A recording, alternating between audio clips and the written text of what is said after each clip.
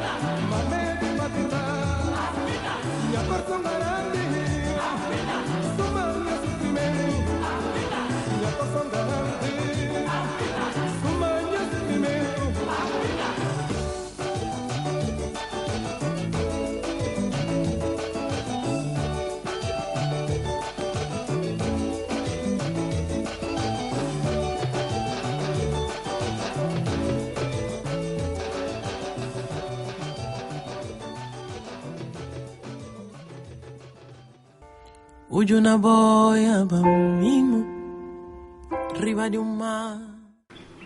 Quem não faz ideia daquilo que a literatura fez para a libertação da Guiné-Bissau. Portanto, para abordarmos este tema, que é da importância capital, convidamos hoje o escritor Abdoulaye Sylla. Abdoulaye Sylla, como sabemos, é um dos brilhantes que a Guiné-Bissau tem. Publicou vários livros e isso lhe relega uma personalidade muito importante na literatura guinense. Portanto, Abdoulaye, seja bem-vindo ao espaço O Guigui, onde os guinenses estão livres de expor as suas ideias, as suas contribuições para o desenvolvimento sociocultural da Guiné-Bissau. Muito obrigado pelo convite, é um prazer estar aqui convosco. Então, obrigado. Portanto, vamos começar assim por perguntar ao senhor engenheiro, né, Abdoulaye Sylla.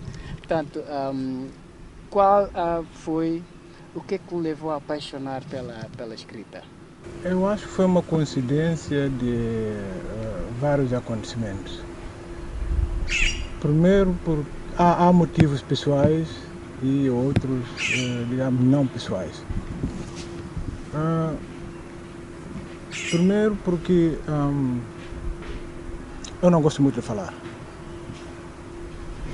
E como tinha algo a dizer, a escrita surgiu como uma alternativa válida e até certo ponto digamos, melhor do que outras formas de se expressar. Um outro motivo tem a ver um bocado com a história da Guiné-Bissau.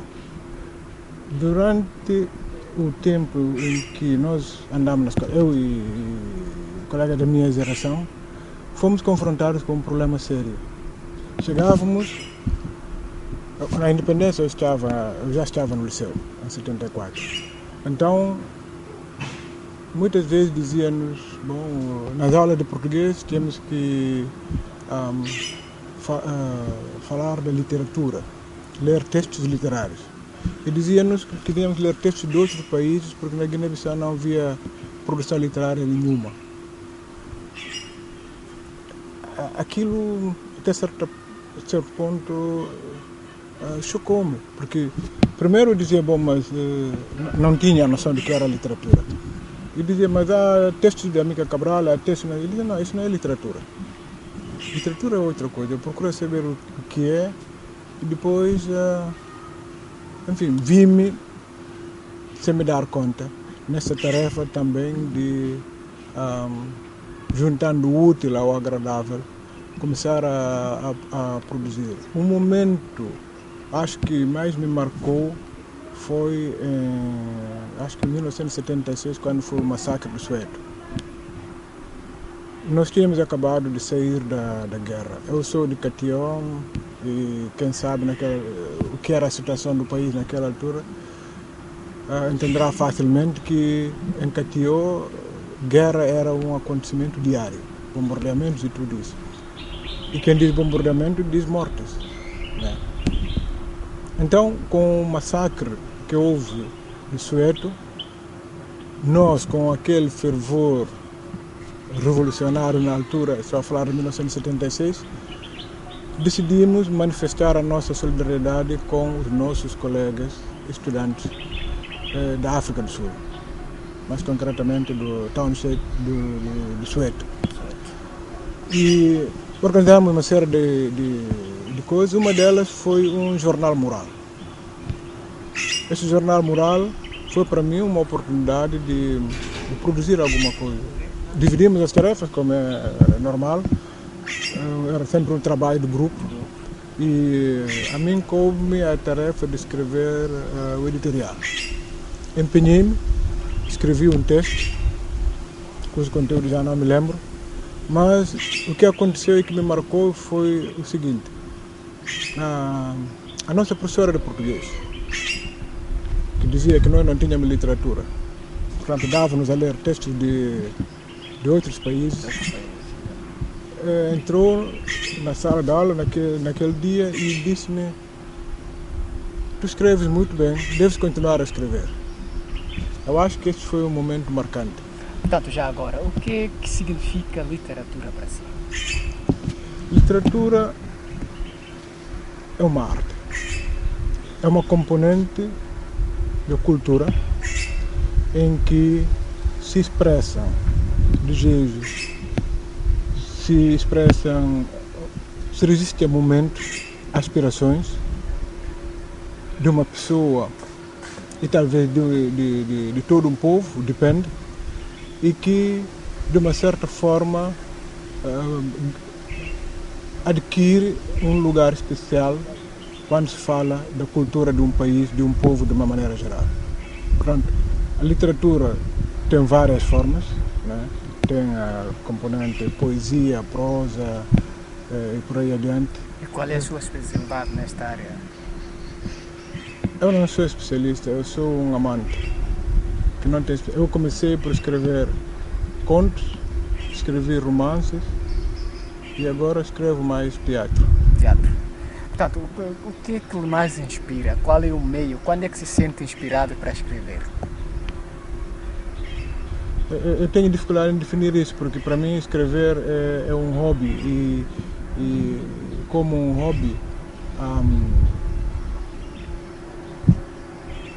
acho que não preciso de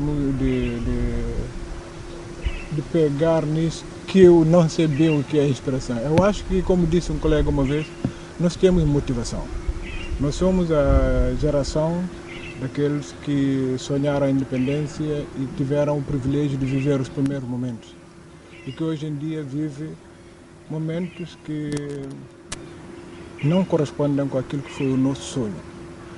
Então há uma certa onda de revolta, de frustração, mas ao mesmo tempo também vontade de lutar para concretizar aquilo que foi durante muito tempo um sonho e continua a ser um sonho até certa medida, e que encontra na literatura um campo fértil para veicular as ideias, as aspirações, esses mesmos sonhos, sob as mais diversas formas. Portanto, acha que a literatura contribui de algum modo para a libertação da inibição? Eu acho que sim. E a literatura, como eu disse, é uma componente da cultura de um país, de uma nação. E é preciso dizer que todos os países, todas as nações, toda a sociedade têm a sua literatura. Essa literatura pode estar na sua forma escrita, que é a forma privilegiada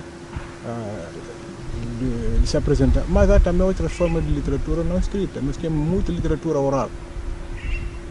E essa literatura não só serve para o entretenimento, como qualquer outra literatura, mas também tem uma componente pedagógica muito forte. E nesse contexto, ela contribui para a criação de uma consciência nacional, de uma identidade nacional comum, partilhada por todos os elementos. E é dessa forma, e lembrando e citando o saudoso Amílcar Cabral, que dizia que a própria luta de libertação é uma manifestação cultural.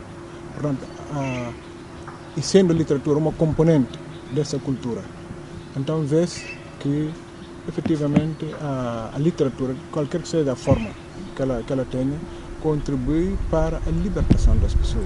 E nesse caso concreto, para a libertação da dimensão. Portanto, quando se fala da literatura oral ou musical, por exemplo, podemos destacar as músicas de, por exemplo, José Carlos Soares. Sim, o José Carlos Soares foi um poeta. Foi um poeta que, ao mesmo tempo, também foi músico. Ele escrevia e cantava. E encontrou duas formas paralelas de fazer passar a sua mensagem.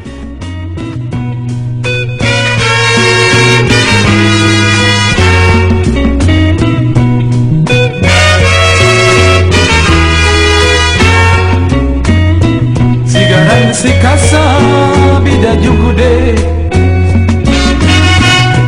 Ika sabura kitene lo Sigaran si casa vida jugude Ika sabura kiteneloi Balunan ki di bataria Kabuna ko di mentudu Balunan ki di bataria Kabuna ko di mentudu Mundo tem que saber Para jauh de tua maneira Mundo tem que ravidar Para buscar alguém na burroção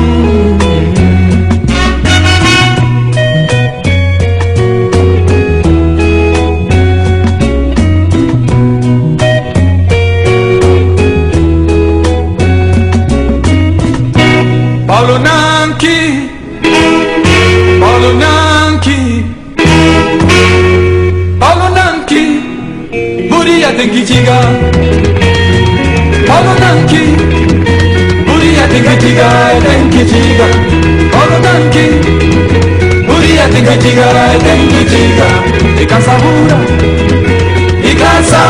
que te leu aí E Paulo Nanki Buria tem que chegar E Paulo Nanki Buria tem que chegar Ika sabura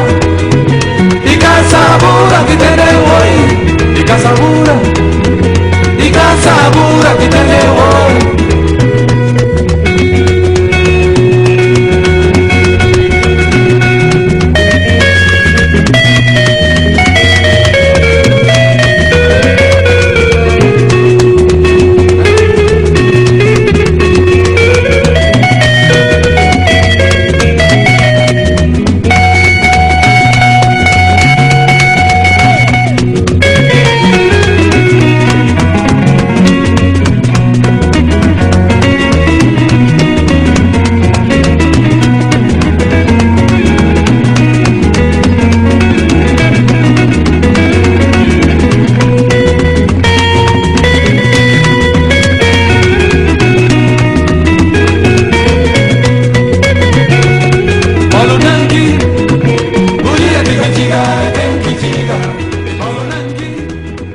Temos outro exemplo da África, temos a negritude, que fez uma luta escrita contra os colonialistas, e temos também exemplo de Casa dos Estudantes em Portugal, né? Que também fez muitos textos em prol da libertação dos povos dos Palopes. E, portanto, para si, qual é a obra literária de referência que podemos indicar como que deu grande impulso para a libertação da Guiné-Bissau? Isso vai ser difícil, porque falando de obra literária individual, vai ser difícil. Também porque nós dissemos antes, e aceitando aquilo que disse uma professora minha naquela altura, não havia literatura escrita na altura. Tudo era de uma forma ou outra coletivo. Se formos ver as poucas publicações que houve antes da independência, né, acho que houve 2 ou 3 livros literários, estamos aqui a falar de literatura, que foram publicados antes da proclamação da independência, e sobretudo tendo em conta que com um nível extremamente elevado de analfabetismo que havia nesse país, infelizmente ainda continua, o nível sendo inferior, continua a ser ainda muito elevado para aquilo que devia ser. Eu acho que não podemos falar no sentido restrito do termo de uma obra literária que tenha, enquanto tal, influenciado o processo. Mas é preciso ver que houve todo um trabalho. Se formos ver mesmo os poemas, por exemplo, de Salvatierra, que não são muito conhecidos, infelizmente, no nosso país não se ensina a nossa literatura até hoje nas nossas escolas. Isso é grave. 40 anos de independência E não há nenhum programa educativo que cuide da introdução desse componente fundamental da nossa cultura no nosso sistema educativo.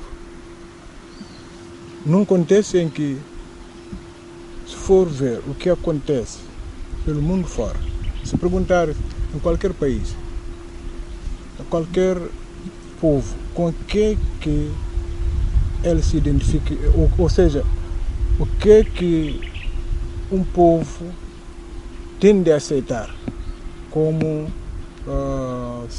sua representação. Aí não vais encontrar, qualquer que seja o país, não vais encontrar nomes nem de guerreiros, nem de militares, nem nada. Se perguntar, por exemplo, aos franceses com quem é que se identifica, não te vão falar de Napoleão, vão falar de Molière, vão falar eventualmente de Jean-Paul Sartre. Se perguntares aos alemães com quem é que eles se identificam como povo, como nação, não te vão falar de Hitler, nem vão te falar do imperador Augusto de Astarque. Vão buscar os nomes da cultura, sobretudo da literatura, da música. Os alemães vão te falar de Schiller, vão te falar de Goethe. Esse é que representa aquilo que é a alma desse povo. E não são os outros. Portanto, tendo isso em consideração, e nós não vamos ser uma exceção, nós temos que cuidar, né, e fazer com que essa componente cultural ganhe expressão no nosso sistema educativo. E por essa via criar novos escritores, novos talentos e eventualmente novos porta-bandeiras desta nação. Falar de criação de novos valores, novos escritores, como considera, como classifica a sociedade guineense em termos de leitura?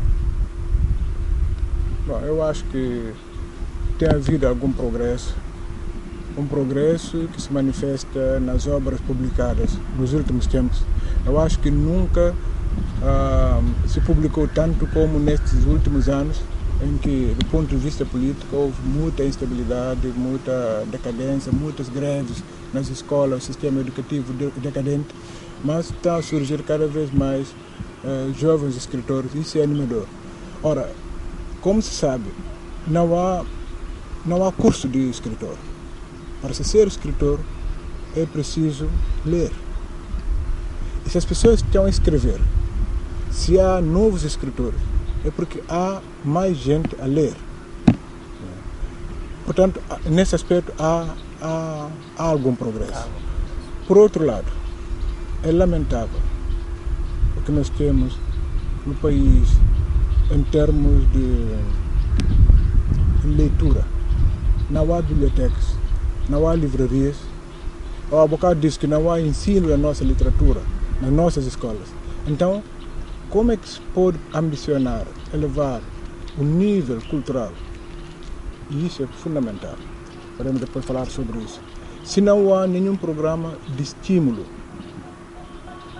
da leitura, não há nenhum programa que estimule o acesso e facilite o acesso ao livro. Se não há esses componentes, não podem surgir milagres. Voltando à sua pergunta, eu acho que nós temos um longo caminho a percorrer e, sobretudo, um desafio grande. Um desafio grande porque educar os nossos jovens concidadãos é uma tarefa que nos compete a todos. E é uma tarefa urgente. Esses jovens têm que ter a oportunidade de ter acesso aos livros, têm que estimular o gosto pela leitura e dessa forma criar uma nova geração de guineenses culturalmente evoluídos, conscientes dos seus deveres e obrigações como cidadãos.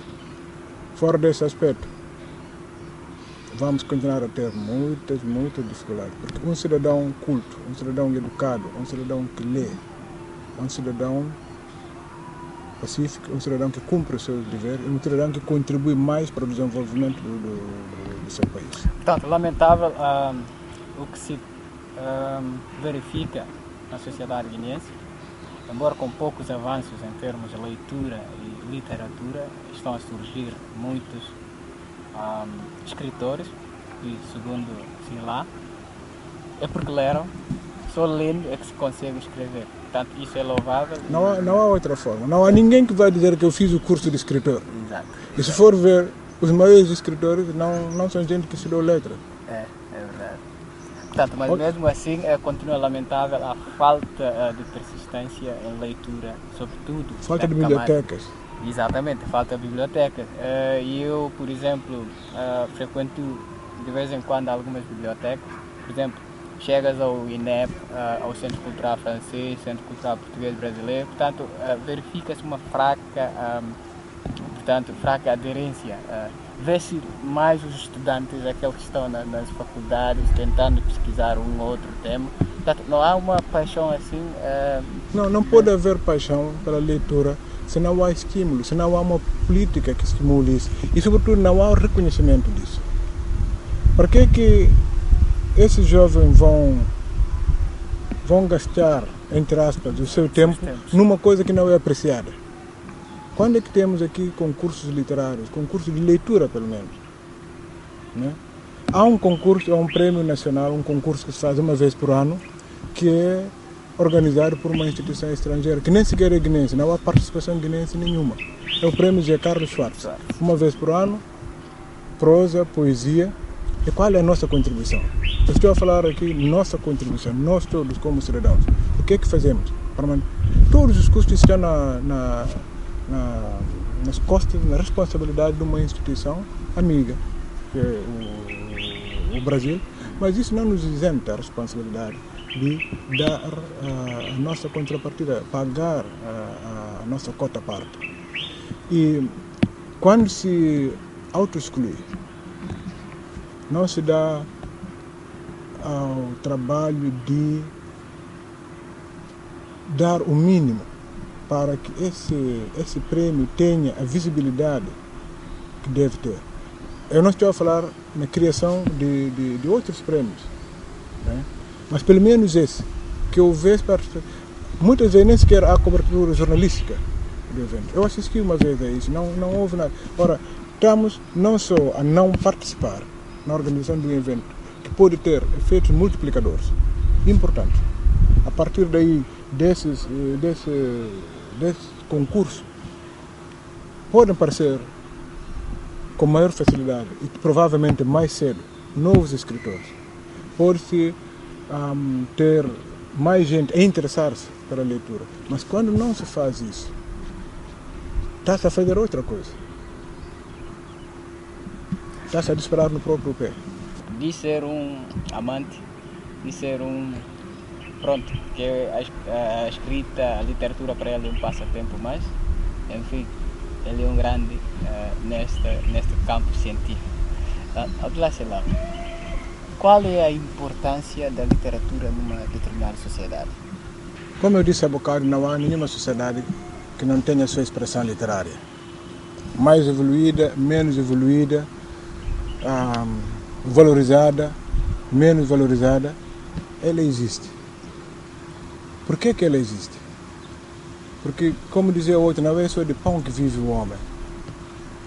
Eu vejo a literatura como um elemento de um conjunto fundamental, que é a cultura de um país. A literatura, a música, a pintura e tudo isso constituem aquilo que no fundo podem juntar-nos, podem identificar-nos como nação. Mas a literatura também tem uma função adicional, que é promover o debate de ideias. Uma obra literária, sendo arte, tem uma componente, digamos, entre aspas, pedagógica, muito forte. Basta ler. Pergunta ao português, por exemplo, o que é que acha dos Lusíadas. Diz que é uma peça fundamental da nossa história. Lusíadas é um conjunto de poemas, não é um livro de história. Mas aí está uma mensagem, digamos, de certa forma, secundária. Há a beleza dos poemas, mas há a mensagem também subsequente. e que as pessoas veem, apreciam, reconhecem como fazendo parte daquele grande conjunto de valores que engrandecem a nação. Quem diz Lusíadas diz outros livros. Se for procurar, por exemplo, em termos de escritores, um livro, por exemplo, Tolstói, é uma referência a nível mundial. Já não é só a literatura russa que está representada, mas é, de uma certa forma, passa a literatura universal. Nós todos lemos isso com muito prazer, algo que nos atrai, mas temos que entender que é a contribuição de uma determinada pessoa inserida numa determinada sociedade. Nós não podemos ver-nos unicamente como consumidores. Nós temos que produzir, temos que vender também a nossa versão das coisas. Nós temos algo a dizer. Nós, indo agora ao nível mais baixo, temos mensagens a transmitir uns aos outros e às gerações vindouras. Nós vivemos momentos particulares, muito interessantes da nossa história, que nós temos que registrar, temos que transmitir. Mais uma vez, promovendo o debate, porque a literatura, sobretudo a prosa, tem essa componente. É uma história que se conta de uma determinada forma e essa forma, o conteúdo, pode ter uma reação no leitor que pode levá-lo a apreciar determinados valores, a identificar-se com determinadas situações ou a rejeitar determinados, digamos, ideias, posicionamentos, acontecimentos, etc. É nesse jogo complexo de formação da identidade, da memória coletiva, é que entra a literatura. Portanto, vê-se que, não tendo o valor que se lhe reconhece, assume um valor importante. Também, mais uma vez, a literatura oral. Nós todos assumimos determinados valores a partir daquilo que nós ouvimos das histórias de Lubo, Culebro, Cuchoca, etc. A diferença entre o bem e o mal, o certo e o errado, muitas vezes aparecem de uma forma muito sutil nessas histórias. Nós aprendemos a apreciar, a valorizar aquilo que é certo, aquilo que é bom, e ao mesmo tempo rejeitar aquilo que é mau, aquilo que é errado. São valores sociais que assumimos individualmente.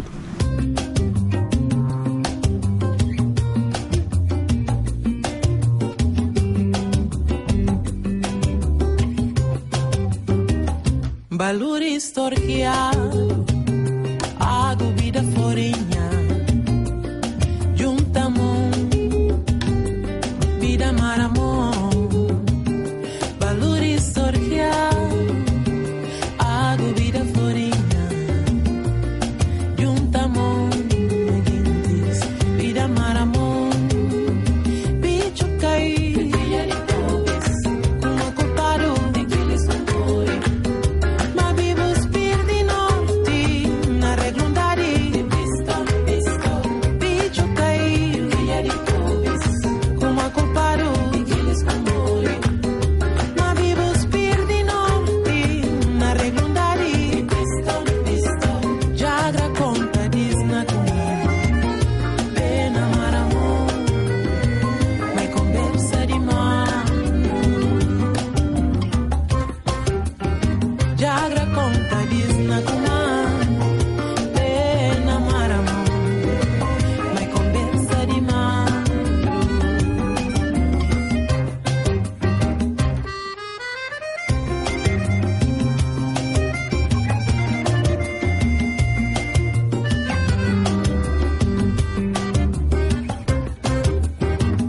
Menino, torna e abre-se boca e pontan de liberdade. Torna cambantal, conversa, babia, te gozem cacibi. E bim pontan de democracia, curim sucundi. Que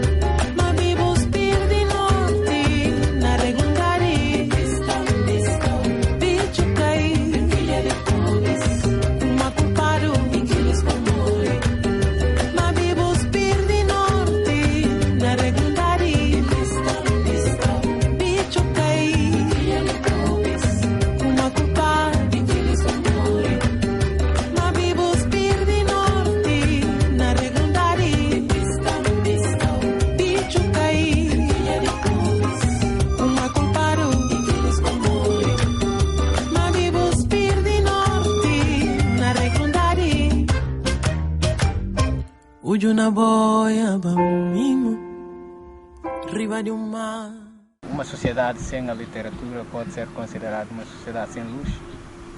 Sim, não. Eu não posso imaginar uma sociedade sem literatura, porque essa sociedade não existe. Porque tem que ter uma identidade. O que é que identifica? O que é que a diferencia da outra sociedade? Tem que ter uma identidade própria. Senão, nós estamos a lutar pela afirmação da Guiné-Bissau. Nós todos. E todos os dias. E a identidade guineense não se representa só pela bandeira e pelo hino nacional. Não. Há muito mais. Quando dois guineenses se encontram, aqui ou fora, há valores que partilham. Esses valores, de onde é que vêm? Portanto, quais os outros escritores que o engenheiro Silá considera de expoentes na história de literatura da Guiné-Bissau? Eu acho que há muita gente que tem dado um contributo valioso há já um bom tempo.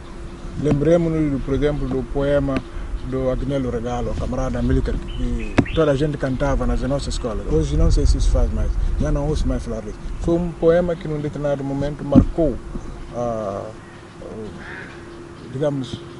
marcou esse momento, né? E que tinha a ver com o desaparecimento de uma pessoa que nos era a todos muito querida. Podemos falar dos poemas do Vasco Cabral durante a luta de libertação, que deu um contributo fundamental, mais uma vez manifestando, registrando a esperança que nascia, essa revolta que crescia também contra a dominação estrangeira, esse sonho por um país livre, nobre, independente, soberano, onde renasce a paz, o entendimento, o progresso. Podemos falar de poemas do Helder Proença, do Tony Checa, do Conduto de Pina, da Odete Medo, do Félix Cigar, do Respício Nuno. Enfim, são vários nomes. Eu peço desculpa se vier a não chamar o nome de outros. Mas há uma coisa que é fundamental. Isso é sobretudo a geração, digamos, que publicou. Mas há uma nova geração que também publicou, isso deve ser dito, mas que é uma geração mais nova, né? que tem feito um trabalho extraordinário, sobretudo no domínio da poesia. Mas nós temos prosadores. E é triste dizer isso assim dessa forma, mas nós temos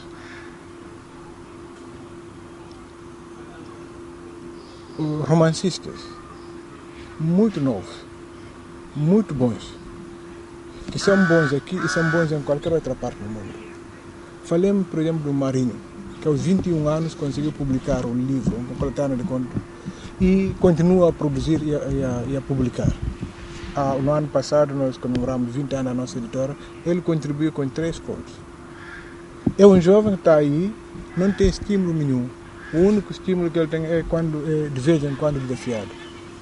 Nós temos o Wildoville Silva, que também publicamos. Dois jovens, o Wildoville Silva e o Iraman Sádio. Os dois juntos escreveram um romance. Não é conhecido aqui nesse país. Um tinha 18 anos, o outro tinha 21 anos.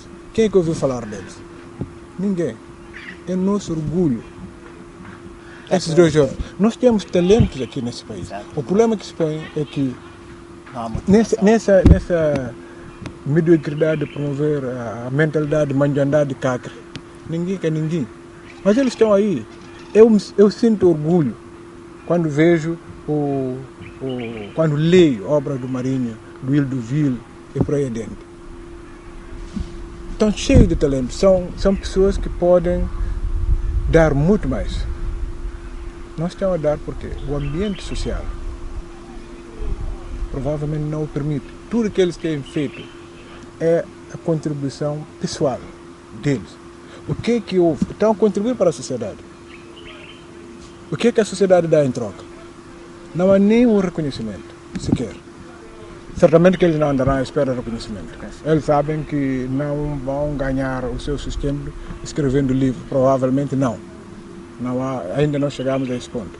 Mas eles estão a colocar pedras nesse grande edifício que nós queremos construir. a guineandade. E quando se fala hoje da Guiné-Bissau, não se vai falar só dos golpes de Estado, da anarquia das estradas que não temos, da confusão que temos a toda hora.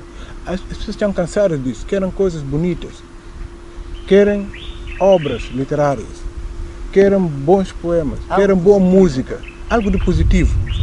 Porque as pessoas cansam também toda hora andar nessa confusão. Precisa-se mesmo de começar a pensar nas mensagens positivas, uma Guiné positiva, não é? Exatamente. Nós ficamos até há pouco tempo, só para dar um outro exemplo de como nós temos que mudar certas coisas nesse país. E vocês jornalistas têm um papel fundamental nisso, a ajudar esses jovens talentos a se afirmarem. E quando eu digo jovens talentos, são muitos. Não há um ano em que não sejam publicados pelo menos 3 livros de poesia. Quando é que eu vi isso? Durante os primeiros 20 anos de independência, quantos livros foram publicados? 3. Ok? Hoje não há um único ano em que não há. Esse jovem financia muitas vezes esses trabalhos do seu próprio bolso. Não são milionários e publicar um livro custa caro. Arranjam dinheiro em vez de ir às discotecas ou comprar boas calças ou não sei o que, e investem nisso para produzir um livro que nem sequer é lido no próprio país. Não é ensinado, não é apresentado no nosso sistema, no sistema educativo, mas eles fazem esse esforço. E o resultado é que, quando se fala de Guiné-Bissau, já não é aquele país miserável que não aparece no mapa literário. Hoje a Guiné-Bissau está presente no mapa literário. É graças a quem? Muitas vezes é graças a essa gente, esforço individual dessa gente. Até há pouco tempo, aliás, ainda continua a haver, não havia nenhuma obra literária guineense publicada em inglês. Houve, no final do século, um grupo de pessoas que decidiu ler um livro de cada país. Chegaram à Guiné-Bissau, mas pronto, só liam livro em inglês. Chegaram, quando se tratou de Guiné-Bissau, não havia um único livro, uma obra literária publicada em inglês. Resultado, a Guiné-Bissau não apareceu. Agora vai aparecer obras literárias guineenses em inglês. Graças a? Bom, graças ao esforço coletivo de nós todos. Mas um dos meus trabalhos agora vai ser justamente esse livro que tem aí, é a versão que saiu no Brasil, agora vai sair em inglês. Ou seja, aos bocados nós vamos fazendo progresso, dando uma outra imagem do nosso país. Porque quando se diz, alguém que está lá fora, diz, nesse país não há um único livro feito em inglês, não. Isso diz muita coisa. Portanto, há um fraco reconhecimento intelectual na Guiné-Bissau. Bom, eu acho que quem não tem não pode dar. Eu diria que não há reconhecimento do mérito. Quando se reconhece o mérito neste país? Pergunta a esses jovens aqui que andam por aí, diz-lhes, quem são os teus ídolos? Vão chamar Messi, vão chamar Ronaldo, vão chamar não sei quanto, mas não te vão falar de pessoas que estão aqui, que estão a fazer do seu melhor. Não te vão falar de jovens escritores como, por exemplo, o Edson Encopte, que está a fazer um trabalho extraordinário. Não é conhecido. Publicou 3 livros. Quem é que ouviu falar o nome dele?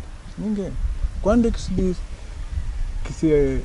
quando é que se reconhece o mérito de quem tenha dado um contributo significativo nesse país? Agora está a aparecer. Há dias foi a homenagem que se fez à Dulce. É uma coisa muito positiva, né?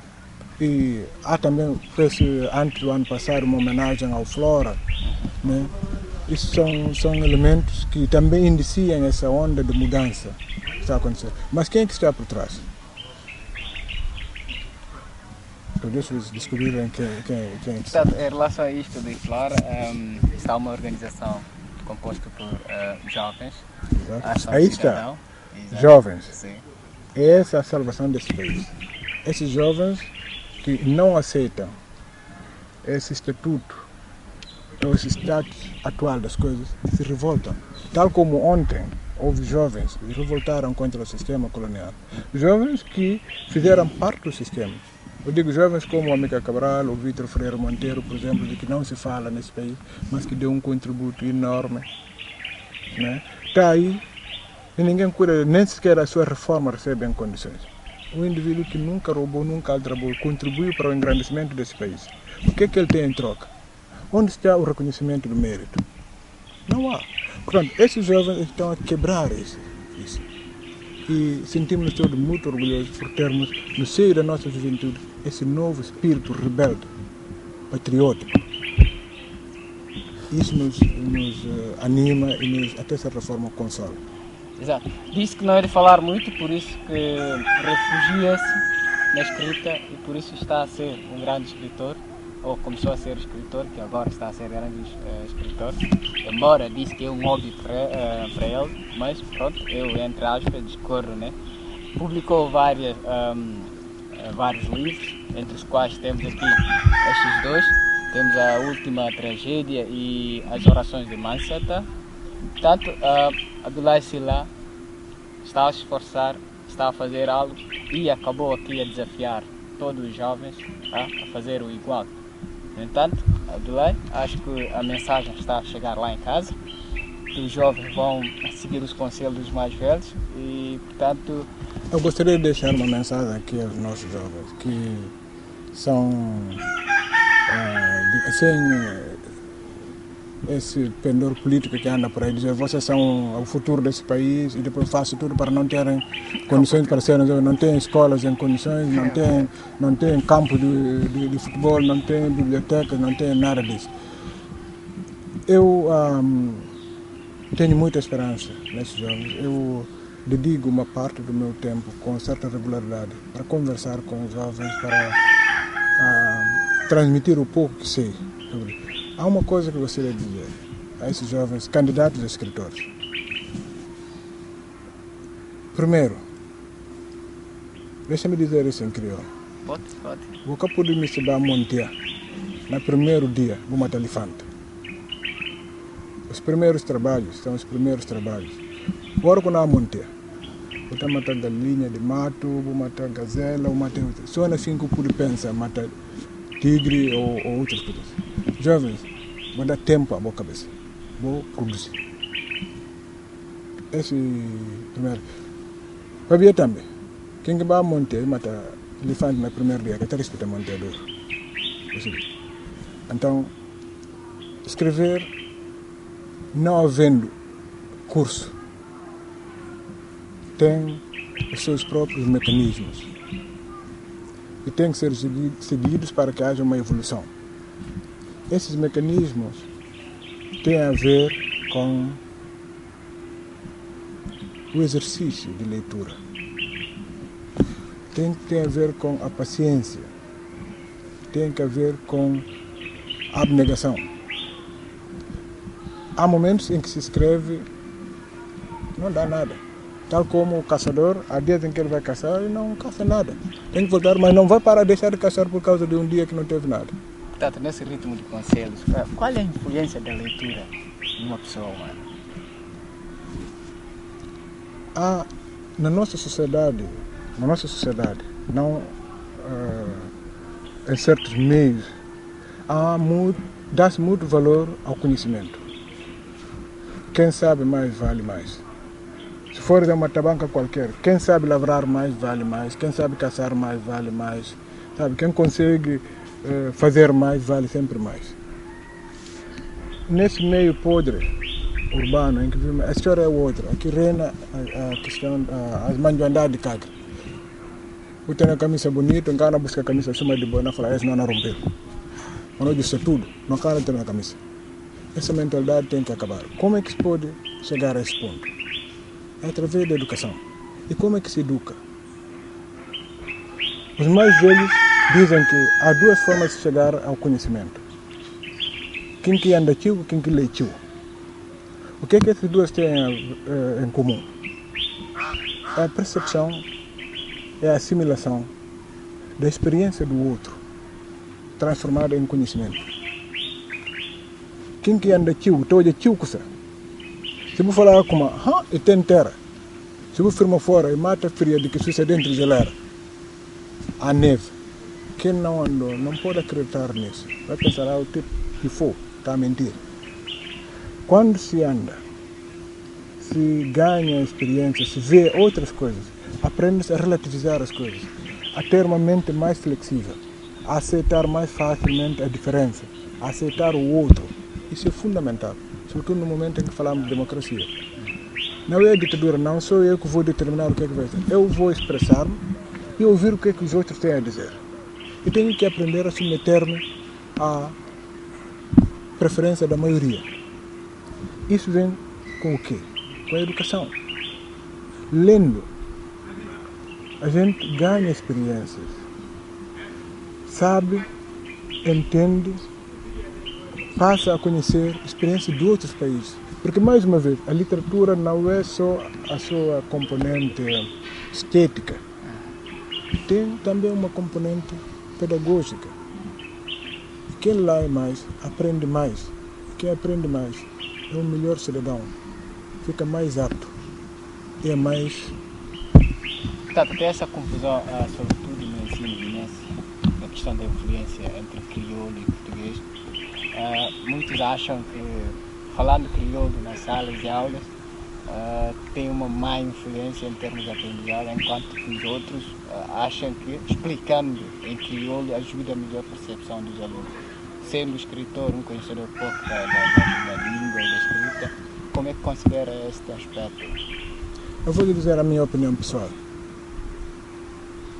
Não se pode desenvolver o ensino do português negando o crioulo.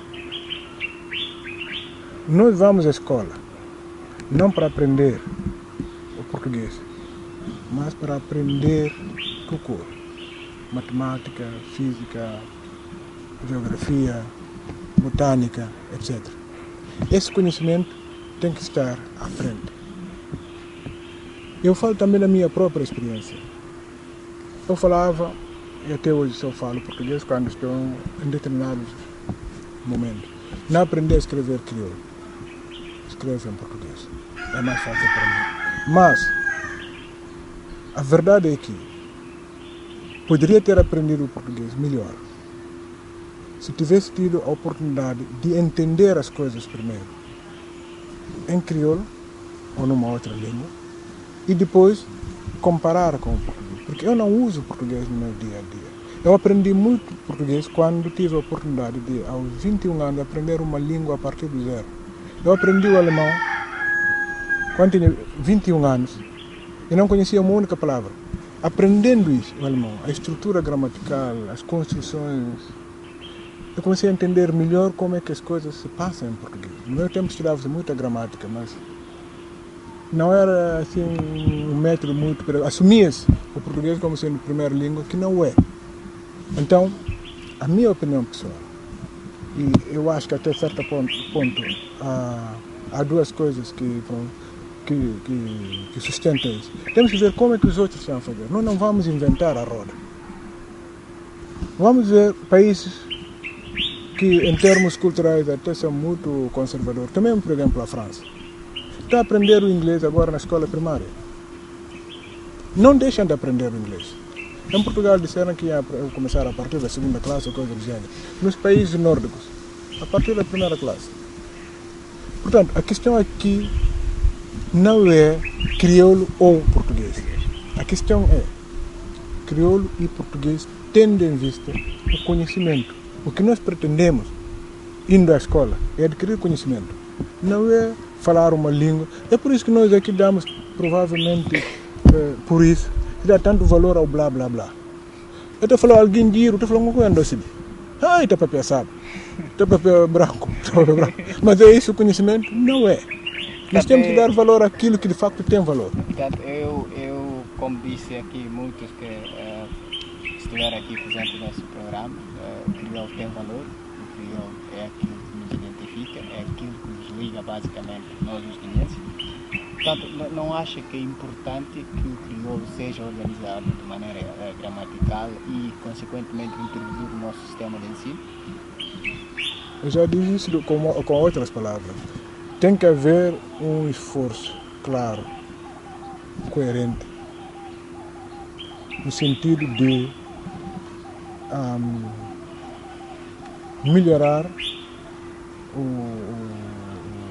o uso do crioulo, ampliá-lo e usá-lo também como veículo de acesso ao conhecimento. Nós não vamos rejeitar as outras línguas. Vamos continuar a aprender o português, tal como sempre, talvez até melhor.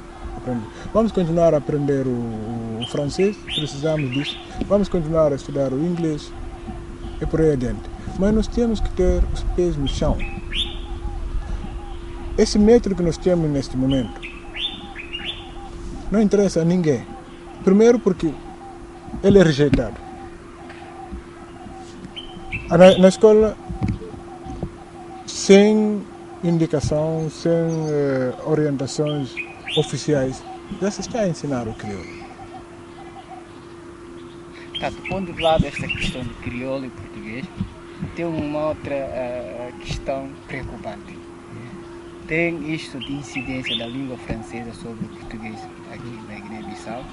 Vê-se que, sobretudo nas empresas, utiliza-se mais o francês e, além de mais, na maioria dos encontros que acontecem, tanto governamentais como da sociedade civil, mesmo estando maioritariamente pelos guineenses, sendo um ou dois representantes da sua região, automaticamente aquilo se fala em francês. Vê-se até um guineense se levanta apresentando-se em francês e discursando em francês.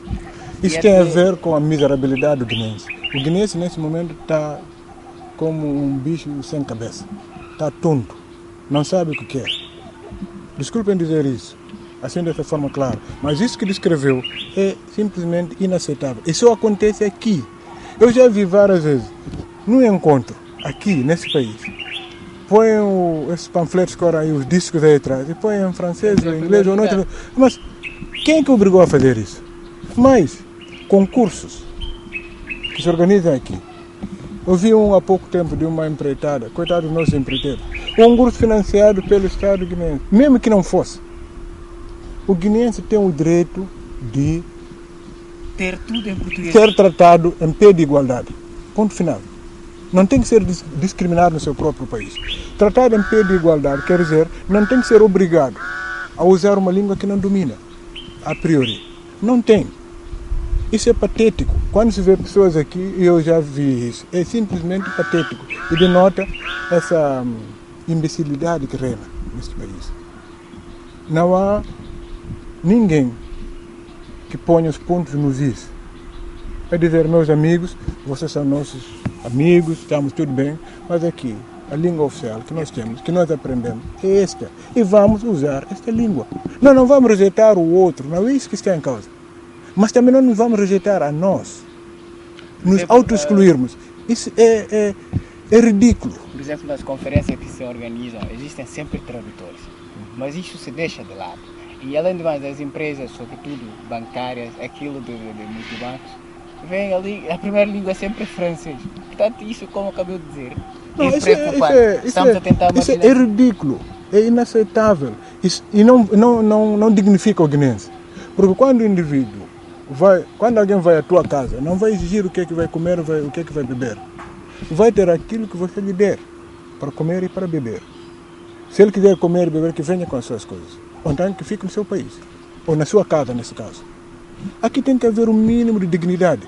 É o que está a faltar ao guineense. O guineense está tonto.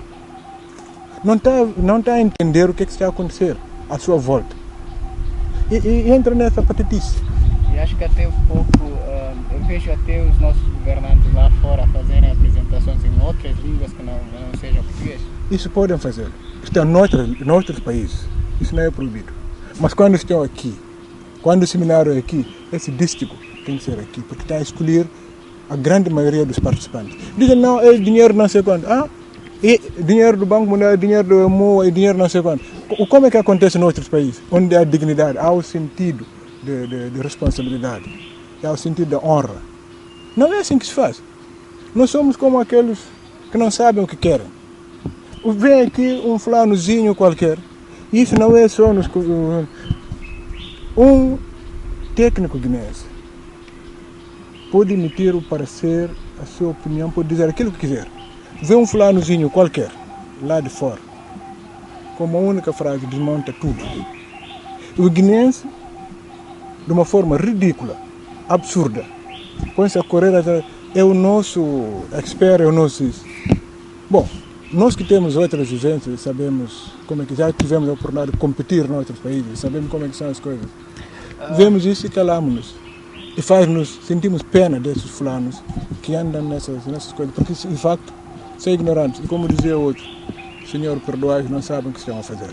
Vamos ouvir as últimas considerações da Abdullah Sila, a quem vamos perguntar logo, o que a literatura pode, tal como fez no passado, tal como através da literatura a Guiné-Bissau conseguiu dar alguns passos no passado, o que é que se pode fazer à volta da literatura para que a sociedade guinense possa estar ainda mais desenvolvida, mais apta, mais esclarecida, mais comovida para os debates públicos com vista ao seu próprio desenvolvimento?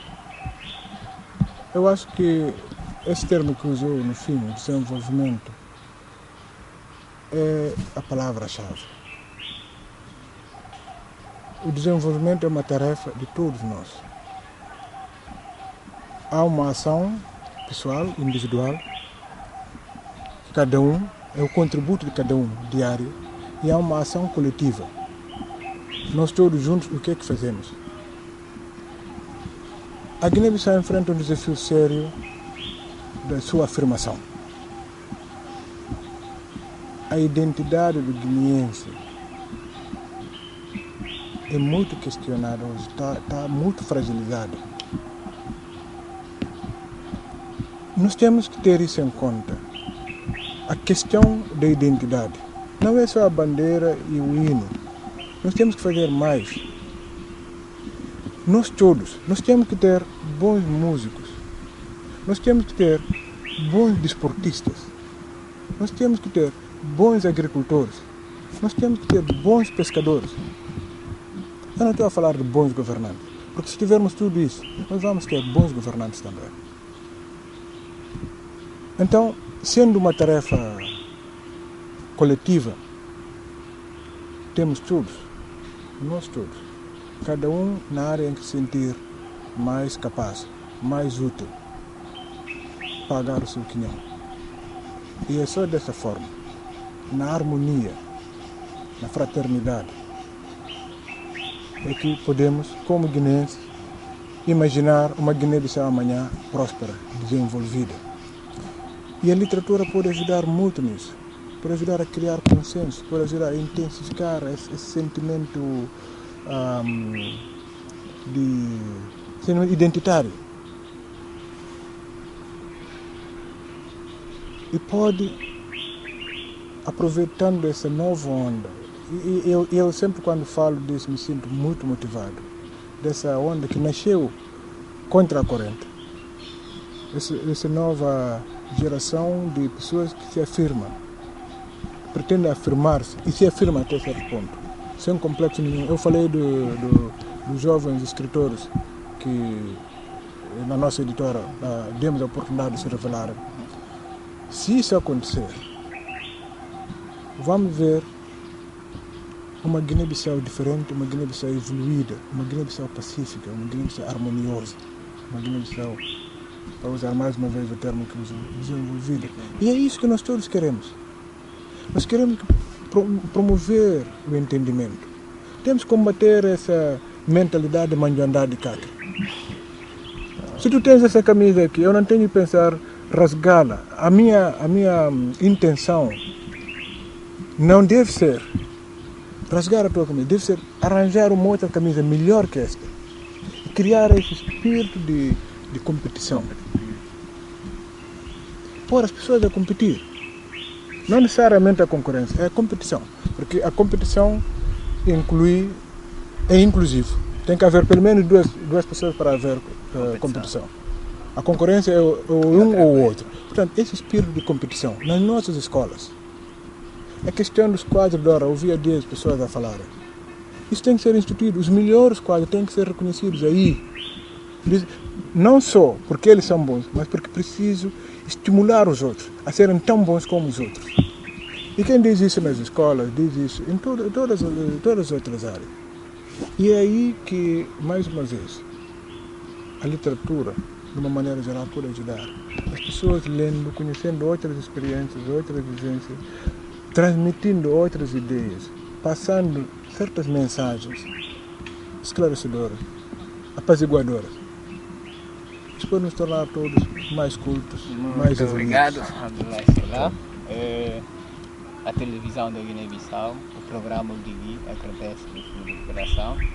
Espero que os nossos telespectadores lá em casa... Eu quero felicitar-vos pelo esforço que têm estado a fazer. Obrigado. É notório. A televisão continua a utilizar a tecnologia do século passado.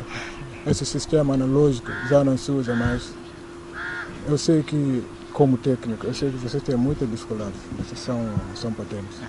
Não é coisa que se possa esconder. Mas note-se também que há evolução. Nós temos que reconhecer isso. Há evolução, há coisas positivas a acontecerem. Os meus parabéns. Obrigado. Portanto, foi uma conversa agradável com o engenheiro Abdullah Silá.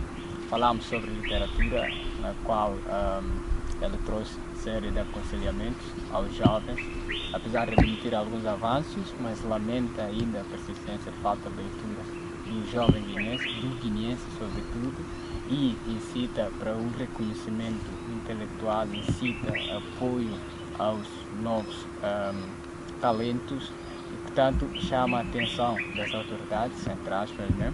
No sentido de criar a motivação, no sentido de proporcionar ambientes para que os jovens possam ler e, portanto, para que, no fim, a sociedade guinense possa, de algum modo, desenvolver-se ainda mais. Portanto, o programa Guigui chega ao fim hoje e contamos voltar sempre que possível, como sempre digo aqui, sempre que possível, sempre que necessário, sempre que há um tema interessante para vocês lá em casa e para você que está a assistir o programa através do nosso site, estaremos sempre aqui para si trazer assuntos ligados à Guiné e a si que é guineense. Portanto, até a próxima edição.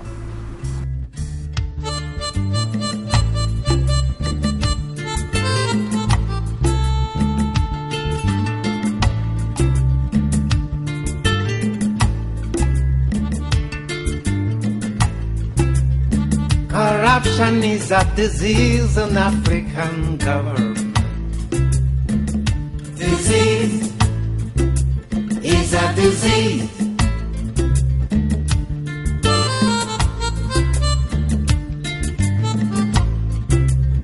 Dictatorship is a disease in African continent. Disease is a disease.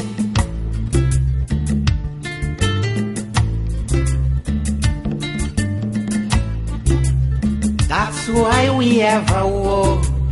That's why we have a starvation. That's why we have instability.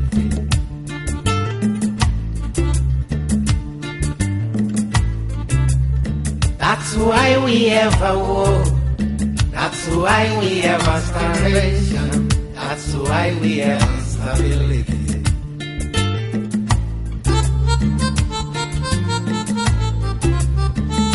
We gotta unite. We gotta unite. There is no other choice. We gotta unite to save the continent. We gotta unite to save our people. We gotta unite. We gotta unite. There is no other choice. We gotta unite to save the continent. We gotta unite to save our people. We gotta unite.